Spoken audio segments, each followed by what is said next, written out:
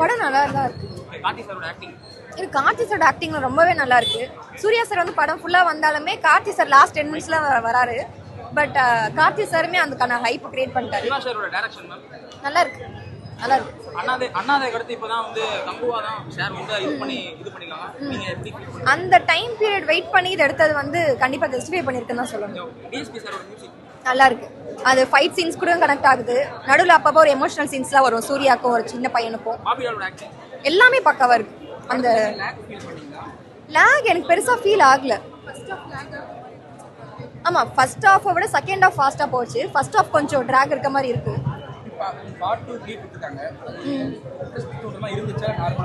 ஆமா, கார்த்தி சார் லாஸ்ட்ல ஒரு 10 மினிட்ஸ் வந்ததுனால மேபி பார்ட் 2ல என்ன இருக்கும், அப்படி என்ன ஸ்டோரி போகும் அப்படின்னு அந்த ஹைப் வந்து கிரியேட் ஆயிருக்கு. ஓகே தான், கண்டிப்பா வந்ததுக்கு வந்து ஓகே, ஒரு முறை பார்க்கலாம். கண்டிப்பா சிங்கிள் ரோல் வந்தாலே பயங்கரமாக மிரட்டுவார். ஆக்டிங்ல டபுள் ரோல் என்ன மாதிரி டபுள் ட்ரீட்டு பார்க்குறவங்க எல்லாருமே ரொம்ப சூப்பரான ஸ்கிரிப்டை செலக்ட் பண்ணி நடிச்சிருக்காரு. சிவா அண்ணா வந்து இதுக்கு சூர்யா அண்ணன் தான் பக்காவாக பொருத்தமாக இருப்பாருன்னு ரொம்ப சூப்பராக யோசித்து அவரை நடிக்க வச்சுருக்காரு.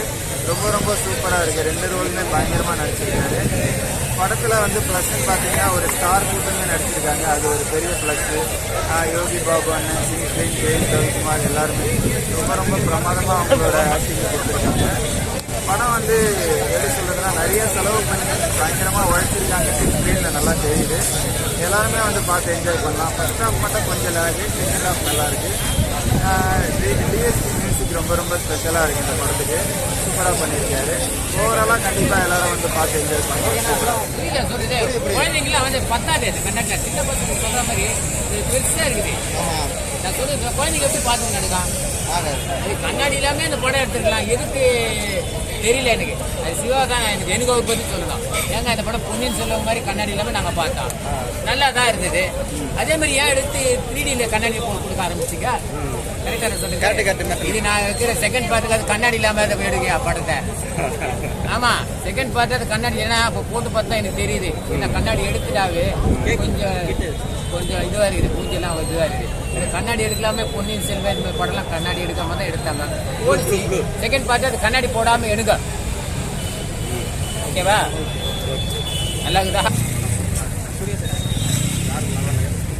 வந்து சிவா சாருக்கு பார்த்தீங்கன்னா கண்டிப்பாக இருக்கும். என்ன ஒன்று என் படத்தில் எமோஷனல் ஆனால் நல்லா இருக்கு.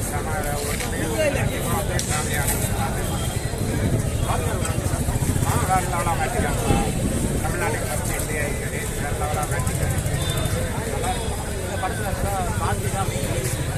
ஆமாம், கிளைமேக்ஸ்லாம் நல்லா வேறு லெவலாக வெட்டிக்க காந்தி சார். விக்ரம் படத்தில் ரோலக்ஸ் எப்படி வராது சூர்யா சார், அதே மாதிரி இங்கோட கிளைமேக்ஸில் வந்து வேறு லெவல் ஆக்டிங்காக நடிச்சிருக்கிறாரு. கண்டிப்பாக வந்து பாருங்கள். ஓவரால் உங்கள் ரேட்டிங் எவ்வளோ? உங்கள் ரேட்டிங் 2க்கு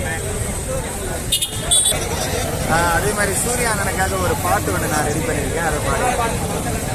யா யா யா யா சூர்யா சூர்யா அண்ணன் போல இங்க யாரியா அக்கியில் அண்ணன் ஒரு அலமரம் அன்னரத்தையே வாழ வைக்கும் வாழமரம்.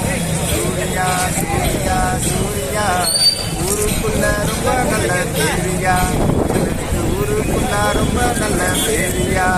கங்குவா படம் வந்து இங்க பாரியா பாரியா பாரியா. எல்லாரும் தியேட்டருக்கு வந்து கங்குவா படம் பார்த்து என்ஜாய் பண்ணுங்க. தேங்க்யூ.